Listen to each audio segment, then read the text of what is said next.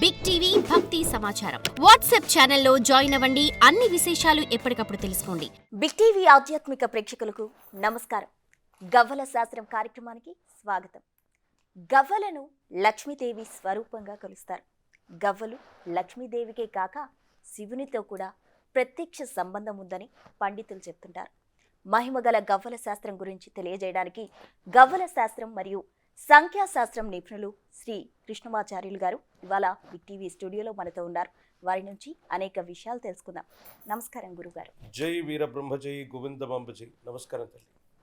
గురువుగారు, అయితే 2024లో భారతదేశ స్వరూపం చూసాం. 2024లో చాలా నెగిటివిటీ చూసాం. అంటే 2025లో ఎలాంటి పాజిటివ్ న్యూస్ మనం వినబోతున్నాం? 2025 ఏ విధంగా ఉండబోతుంది? నూతన ఆంగ్ల సంవత్సరాదిలోకి అడుగెడుతూ గతం కన్నా మన దేశాభివృద్ధి శరవేగాన జరగాలని, గతాన ఈ ప్రకృతిలోన సంభవించిన వైపరీత్యాలు జన నష్టాలు వలదని సంతోషంగా ప్రజలందరూ ఈ వత్సరాన్ని గడుపుకుంటూ తమ జీవనాన ఇక మరపురాని సంవత్సరంగా గుర్తించుకోవాలని శుభాకాంక్షలతో శ్రేయోభిలాషులందరికీ శుభాకాంక్షలు తెలియజేసుకుంటూ కాంతులు చిమ్మే విద్యుల్లేఖమై అందరి ఆకాంక్షలు నెరవేర్చే ఆశల తీరమై విషాదాలు లేని భాగ్య సంవత్సరమై విలసిల్లాలని కోరుకుంటున్నాను. ఎప్పుడో 400 సంవత్సరాల క్రితం విశ్వభవితను చెప్పిన కాలజ్ఞాని జగద్గురు శ్రీమద్ విరాట్ పోతులూరి వీరబ్రహ్మేంద్ర స్వాముల వారు ఈనాడు ప్రపంచంలో ఎక్కడ ఏ వింత జరిగినా, ఏ విచిత్రం సంభవించినా శ్రీ గురుదేవులు వీరబ్రహ్మేంద్ర స్వాముల వారు కాలజ్ఞానంలో చెప్పారు, ఇలా జరుగుతోందని అంటూ ఉంటాం, వింటూ ఉంటాం. మరి గురుదేవుల యొక్క కాలజ్ఞానం ప్రకారంగాను ప్రాచీన సంఖ్య మరియు ప్రశ్నాశాస్త్రాన్ని ఈ మూడింటిని క్రోడీకరిస్తే ఈ 2025వ సంవత్సరంలో మార్పు చోటు చేసుకోబోయేటువంటి ప్రధానమైనటువంటి అంశాల గురించి మనం తెలుసుకుందాం. ఇప్పటి వరకు ఎన్నో ఇబ్బందుల్ని, ప్రకృతి వైపరీత్యాలని, జననష్టాలని, ఎన్నో రకాలైనటువంటి విపత్కరమైనటువంటి స్థితిగతుల్ని ఈ 2024లో మనం చూసాం. అందరూ అనుకుంటూ ఉంటారు, తెలుగు వాళ్ళందరికీ కూడా ఉగాది యుగాది కదా, మరి ఆంగ్ల సంవత్సరాన్ని అనుసరించి ఏవైనా మార్పులు చేర్పులు ఉంటాయని. దేశ కాలమాన పరిస్థితులను బట్టి మనమందరం కూడా ఆంగ్ల సంవత్సరాన్ని ప్రామాణికంగా తీసుకోవచ్చా లేదా అన్న విషయాన్ని పక్కన పెడితే, సనాతనమైనటువంటి ధార్మికమైనటువంటి పరిస్థితుల్ని అనుసరించి తిథి వార నక్షత్ర యోగకరణాలతో కూడినటువంటి పంచాంగాన్ని, దానికి గవ్వ ప్రశ్నని సమీకృతం చేస్తే మీ అందరికీ ఒక ముఖ్యమైనటువంటి విషయాన్ని విన్నవించుకుంటున్నాను. మనందరికీ కూడా చాంద్రమానం, సౌరమానం అందరికీ కూడా తెలుసు. రవి ఒక్కొక్క రాశిలో నుండి మరో రాశిలోకి సంక్రమణ చేస్తే దాన్ని సంక్రమణం లేదా సంక్రాంతి అంటారు. సంక్రాంతి అన్నటువంటిది కేవలం ఒక పర్వదినంగానే మనకు తెలుసు. అది ఎప్పుడు వస్తుంది? జనవరి మాసంలో మకర రాశిలోకి రవి వెళ్ళినప్పుడు ఏర్పడేదే మకర సంక్రమణ. మనందరికీ అంటే అందరికీ తెలిసినటువంటి అంశం మరొకటి ఏంటంటే, ప్రతి మాసంలో కూడా రవి ఒక్కొక్క రాశిలోకి సంక్రమణ చెందుతూ ఉంటాడు. అంటే ప్రతి మాసంలో కూడా ఒక సంక్రాంతి పర్వదినం ఉంటుంది. కానీ ఈ ఆంగ్ల సంవత్సరాది ప్రారంభంలోని 2వ వారంలో మకర రాశిలోకి రవి వెళ్ళేటువంటి సందర్భంలో ఉత్తరాయణ పుణ్యకాలం మొదలవుతుంది. మనందరికీ తెలిసినంత వరకు శ్రీ క్రోధినామ సంవత్సరం సంపూర్ణమై విశ్వావసు నామ సంవత్సరం చైత్రమాస శుక్లపక్ష పద్యమి ఉగాది పర్వదినంతో మొదలైనప్పటికీ దేశ కాలమాన పరిస్థితుల్లో ఇదే జనవరి మాసంలో యాదృచ్ఛికంగా ప్రతి సంవత్సరం కూడా ఉత్తరాయణ పుణ్యకాలం మొదలు కాబోతుంది. రవి యొక్క గమనాన్ని మార్చగలిగినటువంటి పరిస్థితి అటు ఖగోళంలోనూ, భూగోళంలోనూ, ఉష్ణోగ్రతల్లోనూ, ఋతువుల్లోనూ మార్పు రాగలిగినటువంటి స్థితి. కాబట్టి ఆంగ్ల సంవత్సరానికి సంబంధించినటువంటి స్థితిగతుల్లో కూడా ఈ 2025వ సంవత్సరాన్ని సంఖ్యాశాస్త్రాన్ని అనుసరించి చూస్తే 2025 కేవలం సంఖ్యాశాస్త్రాన్ని అనుసరించి చూస్తే వచ్చినటువంటి అంకె 9. ఇది అంగారకుడికి సంబంధించినటువంటిది. అంగారకుడు అంటే కుజుడు. దేశంలో రక్షణాత్మకమైనటువంటి వ్యవస్థ, మిలిటరీ, పోలీసు సంబంధమైనటువంటి వ్యవస్థలు బాగా బలపడతాయి. భారతదేశానికి సంబంధించినటువంటి ఆర్మీ, సైనిక దళం, పదాతి దళం ఎన్నో రకాలైనటువంటి వనరులని సమకూర్చుకునేటువంటి ప్రయత్నాలు జరుగుతాయి. దేశ కాలమాన పరిస్థితుల్లో ఒక అద్వితీయమైనటువంటి మార్పు జరగబోతుంది. దీనికి ఒక ప్రమాణం కూడా ఉంది. అది కూడా కాలజ్ఞానంలో గురుదేవులు చెప్పిన మాట. అదేంటంటే, మంత్రయుగమే పోవు యంత్రయుగమే వచ్చు, తంత్రములుగా మానవులు బ్రతికేరయ్య, సూర్యుని శక్తితో సర్వంబు నడిచేటి రోజులే వచ్చేను తెలియండయ్య. మనందరికీ తెలిసినటువంటి అంశం విద్యుత్ అన్నటువంటిది అన్నిటికీ కూడా అవసరం. విద్యుత్ లేకపోతే ఏ వ్యవస్థలు కూడా నడవవు. కానీ ఈ 2025వ సంవత్సరంలో సూర్య భగవానుడి యొక్క శక్తితో, సోలార్ ఎనర్జీతో నడిచేటువంటి పరిశ్రమలు అధికమవుతాయి. ప్రతి ఇంటికి కూడా సోలార్ ఎనర్జీతో మనం విద్యుత్ని తయారు చేసుకునేటువంటి వ్యవస్థల యొక్క పరిస్థితులు కూడా అధికమయ్యేటువంటి అవకాశం ఉంది. ప్రత్యేకించి రాజకీయ, సాంఘిక, ఆర్థిక పరమైనటువంటి అంశాల్లో ఎన్నో మార్పులు చోటు చేసుకోబోతున్నాయి. అంటే గురువుగారు, ఏ ఏ రాశుల వారికి ఈ ఏడాది కలిసి రాబోతుంది? ప్రధానంగా మేషరాశి వారికి ద్వితీయంలో ప్రస్తుతానికి దేవగురు అయినటువంటి బృహస్పతి సంచారం ఉంది. ఈ సంవత్సరం ద్వితీయ, తృతీయ రాశుల్లో దేవగురు అయినటువంటి బృహస్పతి సంచారం ఉంటుంది. కానీ మీనరాశిలో శని భగవానుడి యొక్క స్థితి వల్ల మేషరాశి వారికి మిశ్రమ ఫలితాలు ఉన్నాయి. వృషభ రాశి వారికి చాలా అనుకూలవంతమైనటువంటి ఫలితాలు రాబోతూ ఉన్నాయి. మిథున రాశి వారికి 12 సంవత్సరాల తర్వాత యోగదాయకమైనటువంటి దశలు రాబోతున్నట్టుగా మనం చెప్పొచ్చు. కర్కాటక రాశి వారికి అష్టమ శని ప్రభావం సంపూర్ణం కాబోతుంది. సింహరాశి వారికి అర్ధాష్టమ శని ప్రభావం మొదలు కాబోతుంది. కన్యా రాశి వారికి కేతు సంబంధమైనటువంటి స్థితి తొలగిపోయి వాక్స్థానమైనటువంటి ధనస్థానంలో కేతు సంబంధమైన స్థితి ప్రారంభమవుతుంది. తులారాశి వారికి మళ్ళీ అద్వితీయమైనటువంటి అమోఘమైన ఫలితాలు ఈ సంవత్సరం మొత్తం కూడా కొనసాగుతాయి. వృశ్చిక రాశి వారికి అర్ధాశ్రమ శని ప్రభావం సంపూర్ణమవుతుంది. ధనుస్సు రాశి వారికి చతుర్థ భావంలో అర్ధాష్టమ శని ప్రభావం కాబోతుంది. ధనుస్సు రాశి వారికి సానుకూలవంతమైన ఫలితాలు ఉన్నాయి. మకర రాశి వారికి ఏలినాటి శని ఈ సంవత్సరం సంపూర్ణం కాబోతుంది. కుంభరాశి వారికి మాత్రం కొన్ని చిన్న చిన్న ఇబ్బందులు ఉన్నాయి. మీనరాశి వారికి కూడా మిశ్రమమైనటువంటి ఫలితాలున్న సానుకూలవంతమైనటువంటి స్థితిగతుల్లోనే జీవితం కొనసాగేటువంటి అవకాశం కనపడుతుంది. గురువుగారు, ఏ ఏ రాశుల వారు జాగ్రత్తగా ఉండాల్సిన అవసరం ఉందంటారు? సింహరాశి వారికి ప్రధానంగా అష్టమ భావంలో శని భగవానుడి యొక్క సంచార స్థితి జరగబోతుంది. ఎప్పుడైతే అష్టమ భావం ఆయుర్భావం, ఆయుష్కు సంబంధించినటువంటిది, దేశ కాలమాన పరిస్థితులన్నింటిలో కూడా ఆయుర్భావాన్ని గురించి మనం చెప్పుకుంటే ఎక్కువగా ప్రమాదాల బారిన పడుతూ ఉంటాం. ఆరోగ్యపరమైనటువంటి విషయాల్లో జాగ్రత్తలు తీసుకోవాల్సినటువంటి స్థితిగతులు ఎక్కువగా కనపడుతూ ఉంటాయి.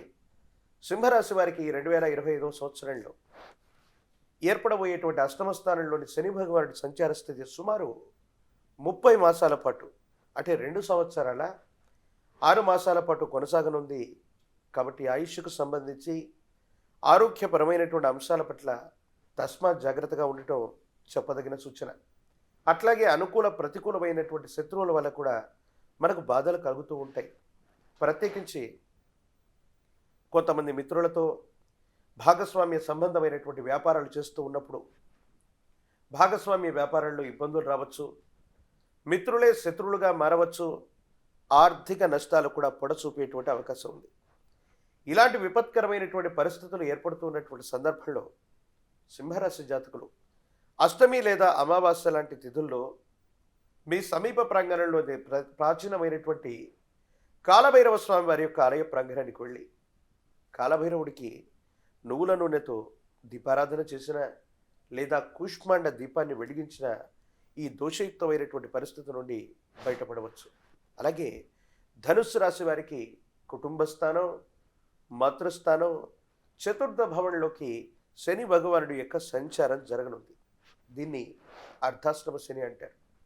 ఎప్పుడైతే అర్ధాష్టమ శని మన జాతకంలో మొదలవుతుందో ఇంటా బయట మానసికమైనటువంటి ఒత్తిళ్లు అధికమైపోతూ ఉండటం, గృహము వాహన సంబంధమైనటువంటి విషయాల్లో రిపేర్లు అధికమవుతూ ఉండటం, మాతృ సంబంధమైనటువంటి స్థితి, తల్లిగారికి ఆరోగ్యపరమైనటువంటి అంశాల్లో ఏవైనా ఇబ్బందులు రావటం, ఈ విధమైనటువంటి పరిస్థితులు ఉంటాయి. ప్రత్యేకించి ధనుసు రాశి జాతకులు, వీరిలో ఎవరైనా ఉద్యోగస్తులు ఉన్నట్టయితే మీరు చేస్తున్న వృత్తి ఉద్యోగాన్ని అకారణంగా విడిచిపెట్టి కొత్త కొలువులోకి వెళదాం, కొత్త సంస్థలోకి వెళదాం, కొత్త ఉద్యోగం కోసం ప్రయత్నం చేద్దామని మీరు ఏదైనా ప్రయత్నం చేస్తే పొరపాటున మీరు గనక ఇప్పుడున్నటువంటి కొలువుని, వృత్తి ఉద్యోగ వ్యాపారాన్ని వదిలిపెడితే చాలా రోజుల పాటు ఖాళీగా ఉండవలసిన పరిస్థితులు ఏర్పడతాయి.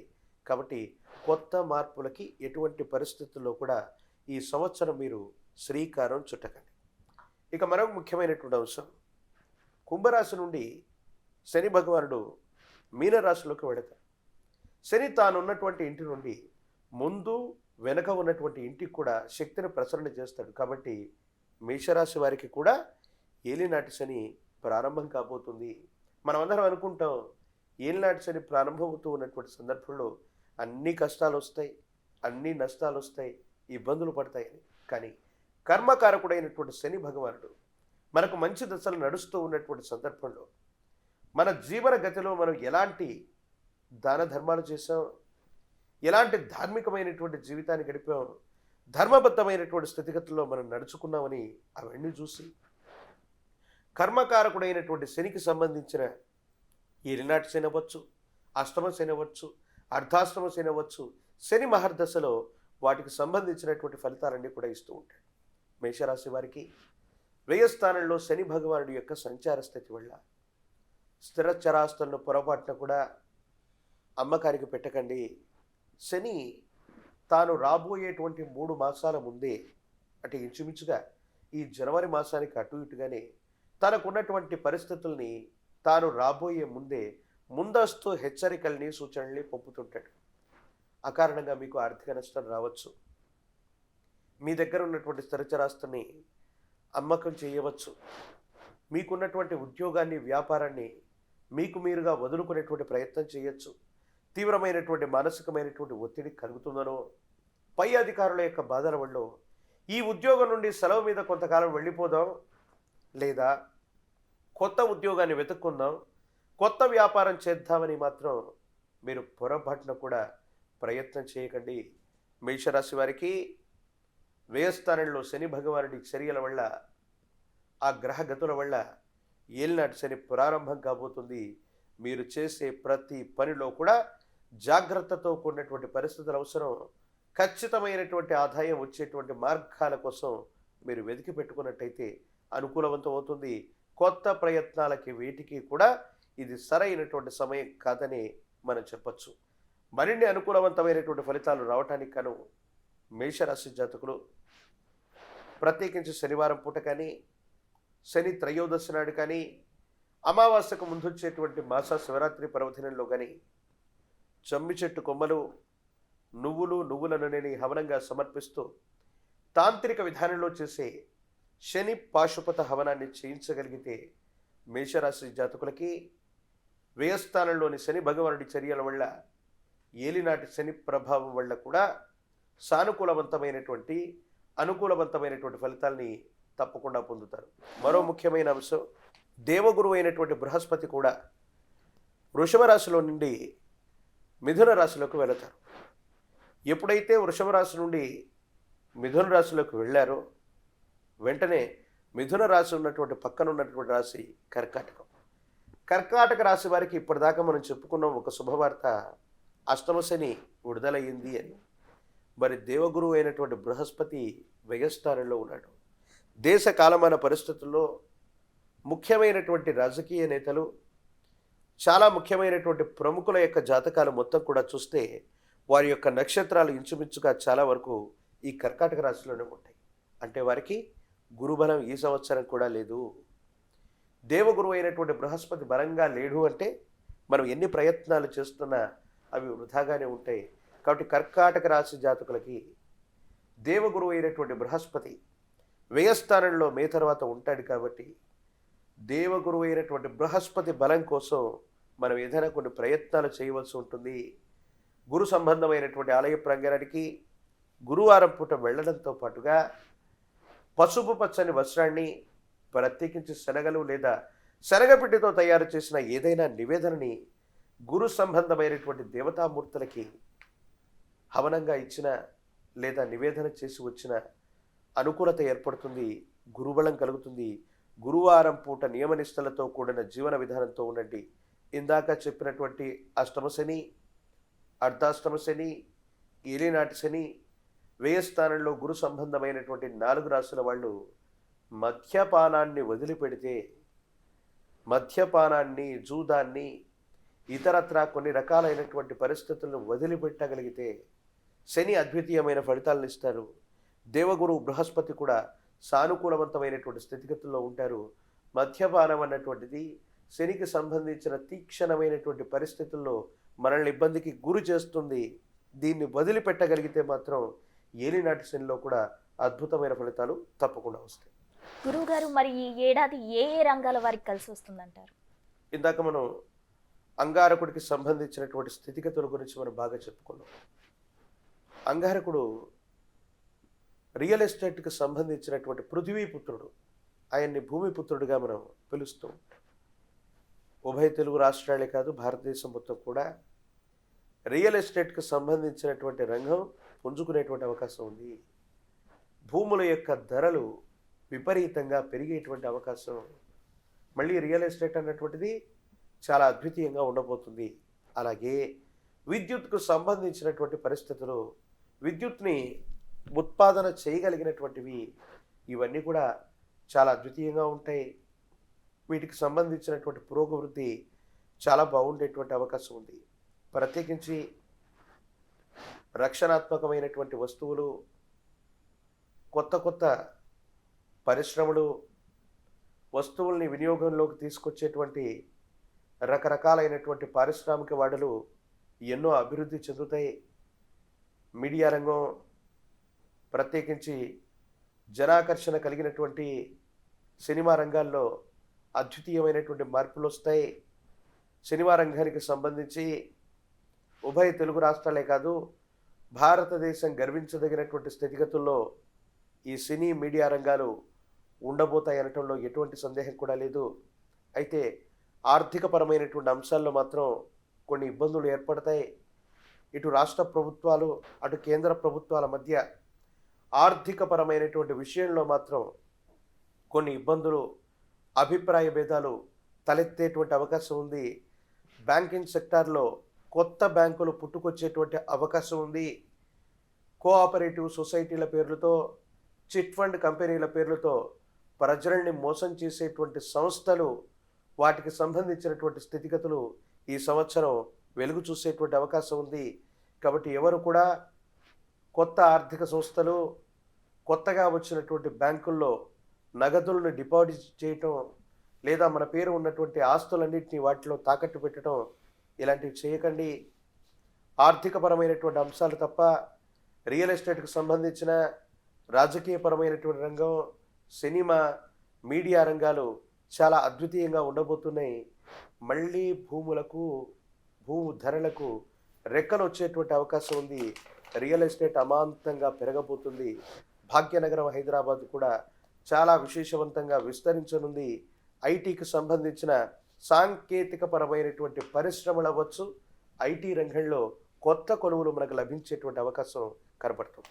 గురువుగారు, పుష్ప 2తో ఇండియాలో భారీ హిట్ కొట్టిన అల్లు అర్జున్ కొన్ని పర్సనల్ కేసెస్ కూడా ఎదుర్కొన్నారు. మరి ఈ ఏడాది ఆయన కలిసి వస్తుందంటారా? శివాయ బ్రహ్మణే నమ. ప్రశ్నాశాస్త్రాన్ని అనుసరించి అల్లు అర్జున్ గారికి సంబంధించినటువంటి సమీపమైనటువంటి భవిష్యత్తును మనం ఇప్పుడు తెలుసుకున్నాం. ప్రశ్నాశాస్త్రాన్ని అనుసరించి గవ ప్రశ్న వేస్తున్న ప్రతిసారి కూడా నేను మీ అందరికీ చెప్తూ ఉంటాను, రాహు సంఖ్య అయినటువంటి 4 కానీ, కేతు సంఖ్య అయినటువంటి 7 కానీ రాకూడదు. వస్తే వాళ్లకు ప్రతికూలవంతమైనటువంటి పరిస్థితులు ఉంటాయి, ఇబ్బందులు ఉంటాయని.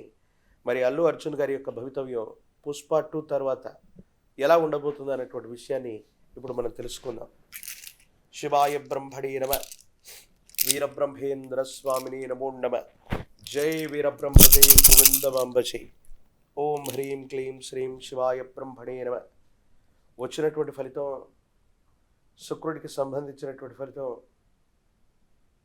పుష్ప 2 సినిమా తర్వాత వీరికి సంబంధించినటువంటి సినీ రంగంలో మంచి సినిమాలు మళ్ళీ వస్తాయి.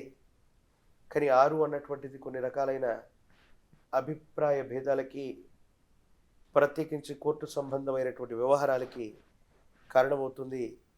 బహుశా పుష్ప 2 సందర్భంగా ఒక థియేటర్లో తొక్కిసలాట జరిగినటువంటి సందర్భాన్ని గురించి మనకందరికీ కూడా తెలిసినటువంటి అంశమే. బహుశా దాంట్లో చట్టపరమైనటువంటి, న్యాయపరమైనటువంటి ఇబ్బందుల్ని ఎదుర్కొంటూ అల్లు అర్జున్ గారు ప్రస్తుతానికి ఎదుర్కొంటున్నారు. ఇవి కొనసాగేటువంటి అవకాశం ఉంది. ఇది వెంటనే దీని నుంచి ఉపశమనం వచ్చిందని మనం అనుకుంటున్నా. అల్లు అర్జున్ గారి యొక్క జాతకంలో ప్రశ్నాశాస్త్రాన్ని అనుసరించి చూస్తే మాత్రం కొన్ని చిన్న చిన్న ఇబ్బందులు, న్యాయపరమైన, చట్టపరమైనటువంటి అంశానికి సంబంధించినటువంటి విషయంలో మరికొంతకాలం పాటు ఇవి కొనసాగేటువంటి అవకాశం ఉంది. కాబట్టి న్యాయపరమైన, చట్టపరమైనటువంటి అంశాల్లో చాలా జాగ్రత్తగా ఉండటం చెప్పదగినటువంటి సూచన. తాంత్రిక విధానంలో ఎన్నో రకాలైనటువంటి పద్ధతుల్లో ఇలాంటి విపత్కరమైనటువంటి పరిస్థితులు వచ్చినప్పుడు మనం ఎన్నో రకాలైనటువంటి విషయాల్లో రెమెడీస్ చెబుతూ ఉంటాం. విష్ణుమూర్తి స్వరూపమైనటువంటి దేవదేవుడి యొక్క ఆరాధన, ప్రత్యేకించి సుదర్శన నారసింహ మంత్రాన్ని కానీ, తాంత్రిక విధానంలో తంత్రమాల సహిత హనుమత్ తంత్రాన్ని కానీ తాంత్రికంగా జరిపిస్తే జాతకంలో ఏర్పడుతున్నటువంటి ఈ స్తంభన, ప్రత్యేకించి ఈ విద్వేషణ, న్యాయపరమైన, చట్టపరమైనటువంటి అంశాలకు సంబంధించినటువంటి విషయంలో ఉన్న ఈ విపత్తులు ఇవి తొలగిపోయేటువంటి అవకాశం ఉంది. ఎంతోమంది సినీ అభిమానులని సంపాదించుకోవటమే కాదు, తెలుగు సినీ పరిశ్రమలో కూడా సుమారు 100,000 కోట్ల రూపాయలు వసూలు చేయగలిగినటువంటి, భారతదేశ ఖ్యాతి నిలబడగలిగినటువంటి, పెద్ద సినిమాలు చేసేటువంటి దర్శకులు, నటులు ఎందరో మన తెలుగు వాళ్ళు ఉన్నారు. వారు చేసిన, అల్లు అర్జున్ గారు చేసినటువంటి సినిమా కూడా, ఆ సినిమా నేపథ్యం ఏదైనా అవనివ్వండి, అది రాయలసీమ మాండలికానికి సంబంధించి ఎర్రచందనం అక్కడ శేషాచలం అడవుల్లో చాలా ఎక్కువగా ఉంటుంది. ఆ నేపథ్యంలో సాగే సినిమా అది. ఆ నేపథ్యం ఏదైనా అవనివ్వండి, కానీ భారతదేశ ఖ్యాతి ప్రపంచ దేశాల నడుమ నిలబెట్టగలిగినటువంటి గొప్ప సినిమాల్లో అది కూడా ఉంది. కాబట్టి అటువంటి గొప్ప నటులకి ఎంతోమంది అభిమానులు ఉంటారు. మిమ్మల్ని ఈ సంఘటన బాధ పెట్టేది అయినప్పటికీ కూడా వారి జాతకంలో నడుస్తున్నటువంటి గ్రహగతులు బాగాలేవు. కాబట్టి ఇలాంటి అనవసరమైనటువంటి అపోహలు, అపార్థాలు, అపనిందలు అల్లు అర్జున్ గారి మీద వచ్చాయి. ఈ రకమైనటువంటి తాంత్రిక విధానంలో హనుమత్ తంత్రాన్ని కానీ, సుదర్శన నరసింహ మంత్రాన్ని కానీ ప్రయోగించగలిగితే అనుకూలవంతమైన ఫలితాలు తప్పకుండా వచ్చే అవకాశం కనపడుతుంది. గురువుగారు, మరి టాలీవుడ్లో మిగతా హీరోల పరిస్థితి ఏంటి? అంటే వాళ్ళకి ఎలా ఉండబోతుంది? తెలుగు సినీ పరిశ్రమలో అగ్రతారాలుగా ఉన్నటువంటి జూనియర్ ఎన్టీఆర్ గారు అవ్వచ్చు, మహేష్ బాబు గారు అవ్వచ్చు, రామ్ చరణ్ గారు అవ్వచ్చు, ప్రభాస్ గారు అవ్వచ్చు, వీరి యొక్క జాతకాల్లో తెలుగు సినీ పరిశ్రమలో మళ్ళీ ఉన్నతమైనటువంటి, ప్రపంచ ప్రఖ్యాతిగాంచే సినిమాలు మళ్ళీ ఈ 2025లో రాబోతున్నాయి. మిగతా అగ్రనటుల యొక్క జాతకాలను అనుసరించి చూసిన తెలుగు సినీ పరిశ్రమలో మళ్ళీ మనం ఊహించినటువంటి ప్రపంచ స్థాయి చిత్రం ఒకటి రాబోతూ ఉంది. మన తెలుగు వాళ్ళకి ఖ్యాతి లభించేటువంటి అవార్డులు, రివార్డులు ఇవన్నీ కూడా సంభవం అయ్యేటువంటి అవకాశం ఉంది. కానీ నామ నక్షత్రాలని అనుసరించి చూసి, జన్మ నక్షత్రాలని అనుసరించి చూస్తే, ప్రత్యేకించి ఎన్టీఆర్ గారి యొక్క జాతకంలో, జూనియర్ ఎన్టీఆర్ గారి జాతకంలో మరో ముఖ్యమైనటువంటి సినిమా లేదా దానికి తగ్గ విశేషవంతమైనటువంటి ఖ్యాతి వారు సముపార్జించుకునేటువంటి అవకాశం కనబడుతుంది. ప్రత్యేకించి రామ్ చరణ్ తేజ గారి యొక్క జాతకంలో కూడా అనుకూలవంతమైనటువంటి పరిస్థితులు రాబోతున్నట్టుగా మనం చూడొచ్చు. ఇంకా రాజకీయ నేతల విషయానికి వస్తే ఎవరెవరి లైఫ్ టర్న్ కాబోతున్నాయి అంటారు? ఆశ్లేష నక్షత్రం, కర్కాటక రాశి, మాన్యశ్రీ మాజీ ముఖ్యమంత్రి వర్యులు శ్రీ కల్వకుంట్ల చంద్రశేఖరరావు గారి యొక్క జాతకంలో ఎన్నో సంవత్సరాలుగా 3-4 ఏళ్ళుగా చెప్తున్నాను, అష్టమశని ప్రభావం వల్ల పార్టీ ఓడిపోయింది, ఇబ్బందులు పడుతున్నారు. ఆరోగ్యపరమైనటువంటి అంశాల్లో కూడా తీవ్రమైనటువంటి ఇబ్బందులు పడుతున్న దాఖలాలు మనం చూడొచ్చు. అష్టమశని ప్రభావం విడిపోతున్నప్పటికీ దేవగురువు అయినటువంటి బృహస్పతి మిథున రాశిలో వ్యయంలో ఉన్నారు. మరికొద్ది కాలం ఆగితే మాత్రమే చంద్రశేఖరరావు గారి యొక్క జాతకంలో అనుకూలవంతమైనటువంటి ఫలితాలు వస్తాయి. ప్రస్తుతానికి మళ్ళీ ఆయన యొక్క జాతకంలో దేవగురువు అయినటువంటి బృహస్పతి బలంగా లేడు. ఇక ఇదే తెలంగాణ రాష్ట్రానికి సంబంధించి కేటీఆర్ గారి యొక్క జాతకంలోకి దేవగురువు అయినటువంటి బృహస్పతి బలం రాబోతుంది. కవిత గారి యొక్క జాతకంలో కూడా బలం రాబోతుంది. ఒక సామాజికమైనటువంటి ప్రజా ఉద్యమానికి శ్రీకారం చుట్టే అవకాశం ఉంది. ప్రత్యేకించి మాన్యశ్రీ ముఖ్యమంత్రి వర్యులు శ్రీ యనమల రేవంత్ రెడ్డి గారి యొక్క జాతకంలో రాజయోగం నడుస్తూ ఉంది. కొన్ని పరిస్థితుల్లో ప్రతిబంధకాలు ఇబ్బందులు ఎదుర్కోవాల్సి వచ్చినప్పటికీ కూడా ప్రత్యేకించి వారి యొక్క జన్మజాతకాన్ని అనుసరించి నామనక్షత్రాన్ని వారికి ఉన్నటువంటి గ్రహగతుల్ని అనుసరించి చూస్తే వారి యొక్క జాతకంలో సానుకూలవంతమైనటువంటి పరిస్థితులు నడుస్తూ ఉన్నాయి. ప్రత్యేకించి ఆంధ్రప్రదేశ్లో మాన్యశ్రీ మాజీ ముఖ్యమంత్రి వర్యులు శ్రీ వైఎస్ జగన్మోహన్ రెడ్డి గారి జాతకంలోకి గురుబలం రాబోతుంది. ప్రస్తుతానికి అక్కడ ప్రతిపక్ష నేతగా కూడా లేనటువంటి సందర్భం నుండి పార్టీ మళ్ళీ బలాన్ని పుంజుకునేటువంటి అవకాశం ఉంది. స్థానిక సంస్థలకు సంబంధించిన ఎన్నికలు రావచ్చు రాకపోవచ్చు, కానీ పార్టీ బలాన్ని పుంజుకునేటువంటి పరిస్థితి వైఎస్ జగన్మోహన్ రెడ్డి గారి యొక్క జాతకంలో కనపడుతోంది.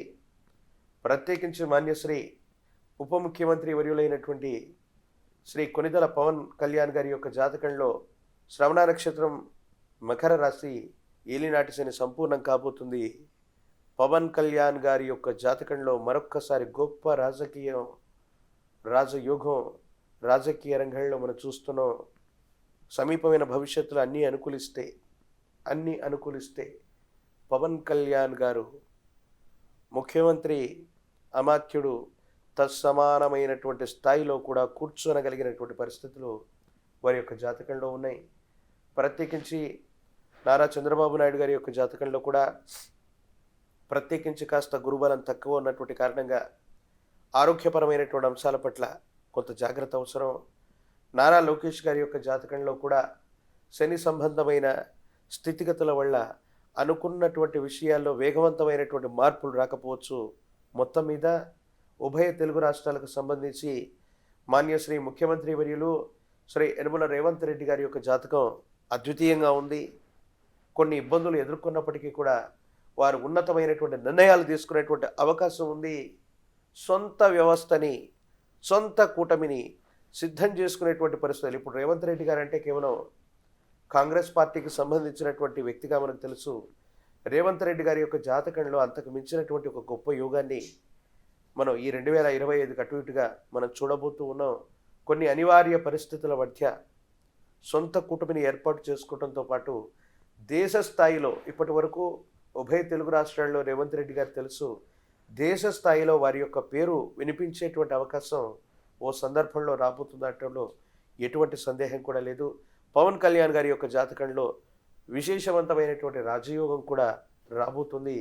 వీరిద్దరి యొక్క జాతకాలు మిగతా వాళ్లతో పోలిస్తే చాలా గొప్పగా ఉన్నాయి, గొప్పగా టర్న్ తీసుకోబోతున్నాయి. అలాగే ప్రత్యేకించి భారతదేశ ప్రధానమంత్రి వర్యులు మాన్యశ్రీ నరేంద్ర మోడీ గారి యొక్క జాతకంలో అనురాధ నక్షత్రం వృశ్చిక రాశి అర్ధాష్టమ శని ప్రభావం పూర్తవుతోంది. యుగదాయకమైనటువంటి దశలు వారి యొక్క జాతకంలో కూడా మొదలు కాబోతున్నట్టుగా మనం చూడొచ్చు. కాకపోతే ఆరోగ్యపరమైనటువంటి అంశాల పట్ల మాత్రం కొంచెం జాగ్రత్తగా ఉండటం చెప్పదగిన సూచన. అంటే తెలుగు రాష్ట్రాల్లో పరిస్థితుల్లో ఎలాంటి మార్పు మనం చూసే అవకాశం ఉందంటారు? 29 రాష్ట్రాలు ఉన్నాయి దేశం మొత్తం. ఈ 29 రాష్ట్రాల్లో తెలుగు రాష్ట్రాలు 2 ఉన్నాయి. తెలంగాణకి రాజధాని ఏమిటి అంటే హైదరాబాద్ నగరం అని చెప్పుకుంటాం. కానీ తెలుగు రాష్ట్రాల్లో మరో రాష్ట్రమైనటువంటి ఆంధ్రప్రదేశ్కి ఇప్పటి వరకు కూడా రాజధాని ఏది అంటే కన్ఫ్యూజింగ్గా ఉన్నటువంటి పరిస్థితిని మనం చూస్తున్నాం. బహుశా రాజధాని అంటే ఏమిటో ఈ ప్రశ్నకు సమాధానం చెప్పలేనటువంటి రాష్ట్రం ఆంధ్రప్రదేశ్గా మిగిలిపోతుందేమో అని మనం చెప్పుకుంటుంటాం. మరోసారి చెప్తున్నాను, ఆంధ్రప్రదేశ్ రాజధానిగా అమరావతి విశ్వనగరంగా రూపుసంతరించుకునే అద్భుతమైనటువంటి గడియలకు శ్రీకారం చుట్టబోతున్నారు.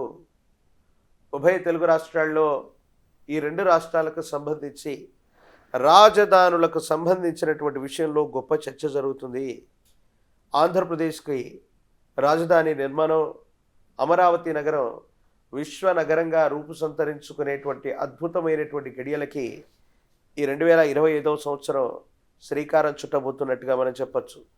అలాగే తెలంగాణ రాష్ట్రానికి సంబంధించి విశ్వనగరం, మన భాగ్యనగరం హైదరాబాద్, వీటితో పాటు గురుదేవులు బ్రహ్మగారి యొక్క కాలజ్ఞానాన్ని అనుసరించి ఇప్పటికీ కొన్నిసార్లు చెప్పాం, ఓరుగల్లు, వరంగల్లు ప్రాంతం సమాంతరంగా అభివృద్ధి చెందటమో, ఉపరాజధానిగానో సమీపమైన భవిష్యత్తులో తెలంగాణ రాష్ట్రానికి రాజధానిగా శ్రీకారం చుట్టేటువంటి అవకాశానికి నాంది ప్రస్తావనలు కూడా ఇదే సంవత్సరం మొదలయ్యేటువంటి అవకాశాలు తప్పనిసరిగా కనపడుతూ ఉన్నాయి.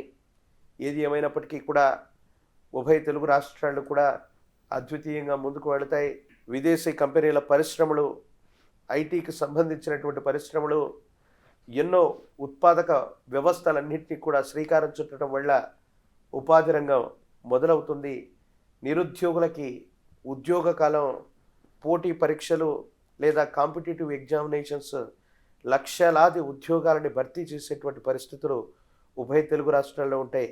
కానీ ప్రత్యేకించి గురుదేవుల యొక్క కాలజ్ఞానాన్ని అనుసరించి చూస్తే మాత్రం కొన్ని చిన్న చిన్న ప్రకృతి బీభత్సాలు గతంలో మనం చూసాం. గురుదేవుల యొక్క కాలజ్ఞానంలో బెజవాడ కనకదుర్గమ్మ ముక్కుపూగని కృష్ణమ్మ తాకితే యుగాంతం వచ్చినట్టుగా మనం భావన చేస్తూ ఉంటాం. విజయవాడలో అటువంటి చాలా ఏళ్లుగా మనం కని విని ఎరగనటువంటి వరద బీభత్సాన్ని మనం చూసాం. ప్రత్యేకించి విశాఖపట్నంలో నిన్న మనం చూస్తూ ఉన్నాం. సముద్ర తీర ప్రాంతం, ఆ బీచ్ అన్నటువంటిది ఆ ఒడ్డును కొట్టేసుకుంటూ సముద్రుడు ముందుకు వచ్చినటువంటి పరిస్థితిని కూడా మనం చూస్తున్నాం. గతంలో సునామీ లాంటి హెచ్చరికలను కూడా చూసాం. అతివృష్టి అనావృష్టిలను మనం చూస్తూ ఉన్నాం. కొన్ని ప్రకృతి బీభత్సాలు అన్నటువంటి మాత్రం ఈ సంవత్సరం కూడా కొన్ని తెలుగు రాష్ట్రాల్లో ఉంటాయి. వాటి వల్ల తీవ్రమైనటువంటి నష్టం అని చెప్పను, కానీ రాజకీయ సామాజిక రంగంలో మాత్రమే విప్లవాత్మకమైనటువంటి మార్పుల్ని ప్రజల చేత ప్రజల కొరకు ఎన్నుకోబడినటువంటి ఈ ప్రజాస్వామ్య వ్యవస్థలో మనం చూడబోతున్నాం అనటంలో ఎటువంటి సందేహం కూడా లేదు. గురువు గారు, ప్రపంచంలో మన దేశ స్థానం ఎలా ఉండబోతుందంటారు? సాయుధ దళం, రక్షణాత్మక దళం, సైనిక వ్యవస్థని పరిపుష్టి చేసుకోవటం వల్ల సైనిక విభాగంలో 1, 2, 3, 4 స్థానాల్లో ఉన్నటువంటి దేశాల మధ్యలో మనం చేరుతాం. ప్రపంచంలో ఒక ఆర్థిక సంక్షోభం మనం చూడబోతున్నాం. అగ్ర దేశాలు, అగ్ర రాజ్యాలకు సంబంధించినటువంటి స్టాక్ మార్కెట్ అవనివ్వండి, ఆర్థిక వ్యవస్థ కుప్పకూలుతుంది. కానీ భారతదేశ ఆర్థిక వ్యవస్థని ఎవరు నాశనం చేయలేరు. ఆర్థికపరమైనటువంటి వ్యవస్థ అనుకోండి, సెన్సెక్స్ మార్కెట్లు అనుకోండి, ఇలాంటి వాటిలో ఆర్థికపరమైనటువంటి స్థితిగతుల్లో భారతదేశం మరింతగా ముందుకు వెళ్ళేటువంటి అవకాశం ఉంది.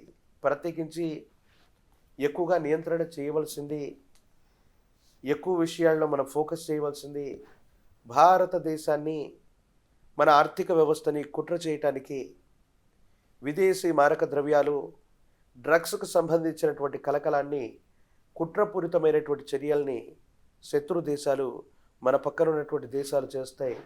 కానీ ఈ కుట్రని మన ప్రభుత్వాలు, ప్రభుత్వ వ్యవస్థలు ముందుగానే పసిగట్టడం, ఒక ముప్పు నుండి మనం తప్పించుకోగలుగుతాం.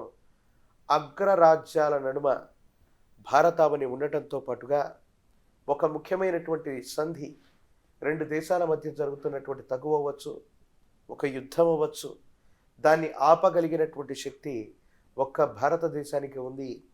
ఐక్యరాజ్య సమితి తలుచుకున్నా జరగనటువంటి పనిని, అగ్రదేశాల మధ్య ఉన్నటువంటి ఒక తగువుని, 2 ముఖ్యమైనటువంటి దేశాల మధ్య జరుగుతున్నటువంటి ఇబ్బందిని భారతదేశం రాజీ మార్గంలో సంధి చేసేటువంటి అవకాశం ఉంది. భారతదేశానికి సంబంధించినటువంటి ఖ్యాతి మరింతగా పెరుగుతుంది. ప్రత్యేకించి టూరిజం, భారతదేశానికి సంబంధించినటువంటి విషయంలో టూరిజం సంబంధించినటువంటి విషయాలు చాలా అద్భుతంగా ఉండబోతున్నాయి. ప్రత్యేకించి ఆధ్యాత్మికపరమైనటువంటి అంశాల్లో ఇప్పుడే భవ్యమైనటువంటి అయోధ్య రామ మందిర నిర్మాణాన్ని మనం చూసాం.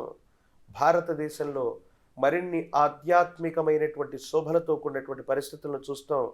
ఎప్పుడో పురాణాలు, ఇతిహాసాల్లో మనం చదువుకున్నటువంటి కృష్ణ పరబ్రహ్మ వారి యొక్క ద్వారక నగరం, శ్రీరామచంద్ర ప్రభుల వారి యొక్క రామసేతు మందిరాలు, రామసేతు నిర్మాణాలు, వీటన్నిటిని మనం ఎప్పుడో ఇతిహాసాల్లో చదువుకున్నాం. భారతదేశం ఎవరూ చేయలేనటువంటి గొప్ప పరిశోధనలు చేసి ఎన్నో వేలు లక్షల సంవత్సరాల నాటి ఇతిహాసాలు, ఇవి కథలు కాదు, ఇది వాస్తవం. అసలు భూమి మీద మనిషి ధార్మికంగా జీవించడానికి ఈ భారతావని మొట్టమొదటిని నిరూపించేటువంటి ప్రక్రియలో కొన్ని ఆధ్యాత్మికపరమైనటువంటి అంశాలను వెలికి తీయటం వల్ల ప్రపంచ దేశాలన్నీ కూడా భారతావని వైపు చూస్తే సనాతనమైనటువంటి ధర్మం గొప్పగా పరిడవిల్లబోతుంది. అగ్రరాజ్యాల మధ్య లేదా అగ్రరాజ్యాల సరసన భారతావని యొక్క ఖ్యాతి విశేషంగా పెరగబోతుంది అనటంలో కూడా ఎటువంటి సందేహం కూడా లేదు. గురువుగారు, యథావిధిగా ఈ ఏడాది కూడా ప్రకృతి విపత్తులు విరుచుకుపడే ప్రమాదం ఉందంటారా? గత సంవత్సరం కొన్ని రకాలైనటువంటి ప్రకృతి విపత్తులను మనం చూసాం. ఈసారి పిడుగులతో కూడినటువంటి వర్షాలు, మేఘం మరొక దానితో ఒకటొకటి ఢీకొట్టినటువంటి సందర్భంలో ఏర్పడబోయేటువంటి పరిస్థితిని పిడుగుపాటు చర్యలుగా మనం చెప్తాం. పిడుగులతో కూడినటువంటి పరిస్థితుల్ని, అలాగే అగ్ని సంబంధమైనటువంటి ప్రమాదాలని మనం కొన్ని చూస్తాం. ఇది ప్రకృతి విపత్తుల వల్ల అవ్వచ్చు, స్వయంకృత అపరాధాల వల్ల అవ్వచ్చు. ఈ ఉభయ తెలుగు రాష్ట్రాలు, భారతావనిలో ఎక్కువగా విద్యుత్ వల్ల కానీ, పిడుగుపాటు చర్యల వల్ల కానీ, అగ్ని సంబంధమైనటువంటి ప్రమాదాలు కానీ ఎక్కువగా మనం చూస్తాం. అలాగే ఈసారి ఉష్ణోగ్రతల్లో కూడా మనకు వెంటనే వేసవికాలం రాబోతూ ఉంటుంది. ఈ వేసవికాలంలో శీతోష్ణ స్థితుల్లో కూడా అబ్నార్మల్ టెంపరేచర్స్ని మనం చూడబోతున్నాం. ఇది కూడా ప్రకృతికి సంబంధించినటువంటి ఒక చిన్న ఇబ్బంది. ఈ చర్యల వల్ల పంట పొలాలు సమన్వయం కాకపోవటం వల్ల దిగుబడి సరిగ్గా రాకపోవటం, అన్నపూర్ణగా ప్రఖ్యాతిగాంచినటువంటి ఆంధ్రదేశంలో పంటల యొక్క దిగుబడి ఇటువంటి చర్యల వల్ల తగ్గిపోవటం, ప్రత్యేకించి పంటల దిగుబడి ఎప్పుడైతే తగ్గిపోయిందో రియల్ ఎస్టేట్ రంగానికి భూములు అమ్ముకోవటం, ఈ విధమైనటువంటి చర్యలు మనం చూడబోతున్నాం. శీతోష్ణ స్థితుల్లో ఈ ప్రకృతి యొక్క ప్రకోపాన్ని మనం తప్పకుండా చూడబోతున్నాం అనటంలో ఎటువంటి సందేహం కూడా లేదు. గురువుగారు, ఇంకా యుద్ధాల పరిస్థితి ఏమంటారు? అంటే ఇప్పుడు పాకిస్తాన్ అలాగే ఆఫ్ఘనిస్తాన్ మధ్య కొత్తగా యుద్ధం మొదలయ్యేలా ఉంది అంటున్నారు. ఇవి జరుగుతాయా, లేకపోతే ఆగే అవకాశం ఏదైనా ఉందంటారా? ప్రపంచంలో ఏ వింత జరిగినా, ఏ మార్పు జరిగినా, ఏ ప్రళయం వచ్చినా బ్రహ్మంగారు కాలజ్ఞానంలో చెప్పారు ఇలా జరుగుతోందని వింటూ ఉంటాం. మీరు అడిగినటువంటి ప్రశ్నకు కూడా ఓ చక్కనటువంటి మాటని గురుదేవుల కాలజ్ఞానంలో చెప్పుకున్నారు. ప్రత్యేకించి ఘోర యుద్ధంబులే జరిగేనయ్య, గాలిలోన విషము కలిపేరయ్య, ఏడవ దిక్కులేక సచ్చేరయ్య, ప్రకృతి తలక్రిందులయ్యేనయ్య. కొన్ని సంవత్సరాలుగా రెండు దేశాల మధ్య యుద్ధం జరుగుతుంది. మళ్ళీ పాకిస్తాన్, ఆఫ్ఘనిస్తాన్ సరిహద్దు ప్రాంతాల మధ్యలో ఈ తగవులు మొదలయ్యాయి. ఈ 2025వ సంవత్సరంలో ఇలాంటి ఘోరమైనటువంటి యుద్ధాలకి నిజంగానే నాంది ప్రస్తావన పడుతుంది. అటువైపు ఉక్రెయిన్, పాలస్తీనా, రష్యా, మరోవైపు చూస్తే ఉత్తర కొరియా, దక్షిణ కొరియా, భారతదేశానికి చుట్టుపక్కల ఉన్నటువంటి ఆఫ్ఘనిస్తాన్, పాకిస్తాన్, చైనా, అందరి దగ్గర కూడా అణ్వాస్త్రాలను వాళ్ళ యొక్క అమ్ములో దాచుకుని ఉన్నారు. ఏ క్షణంలో ఏ దేశమైనా, ఏ దేశం మీదైనా అణ్వాస్త్ర ప్రయోగాన్ని చేయటానికి సిద్ధమవుతుంది. గురుదేవుల కాలజ్ఞాన ప్రకారంగా అంటే ఇలా జరగకూడదు, కానీ గురుదేవుల కాలజ్ఞానాన్ని అనుసరించి ఈ 2025వ సంవత్సరానికి అటు ఇటుగా ఒక దేశం మరో దేశం మీద అణ్వాస్త్ర ప్రయోగం చేస్తుంది. గాలిలోన విషము కలిపేరయ్యా. ఇట్ మీన్స్ ఆ అణ్వాస్త్ర ప్రయోగం వల్ల వచ్చినటువంటి కలుషితమైనటువంటి గాలి వల్ల ఎంతోమంది విగత జీవితులు అవుతారు, చాలామంది చనిపోతారు, ప్రకృతి తలక్రిందులైపోతుంది. అటువంటి ఘోరమైనటువంటి యుద్ధానికి కూడా నాంది ప్రస్తావన ఈ 2025లో ప్రపంచ దేశాల నడుమ జరగబోతుంది. కాబట్టి మనమందరం భగవంతుని ప్రార్థిద్దాం. ప్రపంచం మొత్తం కూడా శాంతిగా ఉండాలి. ఇటువంటి ప్రకృతి విపత్తులు, మనుషుల మధ్య ఉన్నటువంటి ద్వేషాలు, ప్రాంతాల మధ్య ఉన్నటువంటి ద్వేషాలు, మతాల మధ్య ఉన్నటువంటి విద్వేషాల వల్ల ఏర్పడబోయేటువంటి జన నష్టాన్ని నివారించాలని ఆ భగవంతుని మనం కోరుకుందాం. ఈ విపత్తులు కలగకూడదని మనం అనుకున్నాం. కానీ గురుదేవులు కాలజ్ఞానాన్ని అనుసరించి ఎన్నో రకాలైన వింతలు, విచిత్రాలు, విశ్వ ప్రళయాలు ఇవన్నీ మొదలు కాబోవడానికి ఈ 2025వ సంవత్సరం లేదా తెలుగు సంవత్సరంగా రాబోతున్నటువంటి విశ్వావసు నామ సంవత్సరం కేంద్ర బిందువు కాబోతుందటంలో ఎటువంటి సందేహం కూడా లేదు. 2025 సంవత్సరం ఏ విధంగా ఉండబోతుంది మా బిగ్ టీవీ ప్రేక్షకులకు తెలియజేసినందుకు ధన్యవాదాలు గురువుగారు. జై వీరబ్రహ్మ జై గోవిందమాంబ జై. ఓకే, చూసారు కదా వ్యూయర్స్, 2025 ఏ విధంగా ఉండబోతుందో గురువు గారి మాటల్లో తెలుసుకున్నాం. ఏ ఏ రాసుల వారికి కలిసి వస్తుంది, ఏ ఏ రాసుల వారు జాగ్రత్తలు పాటించాలి, ఏ ఏ రంగాల వారికి ఏ విధంగా ఉండబోతుంది అని చక్కగా తెలియజేశారు గురువు గారు. మరి మీకు కూడా సమస్యలు ఉన్నట్లయితే గురువు గారు చెప్పిన కొన్ని జాగ్రత్తలు పాటించినట్లయితే మీ సమస్యలకు పరిష్కారం దొరుకుతుంది. ఇది ఇవాల్టి గవ్వల శాస్త్ర కార్యక్రమం. చూస్తూనే ఉండండి Big TV. For more videos like this, subscribe Big TV channel.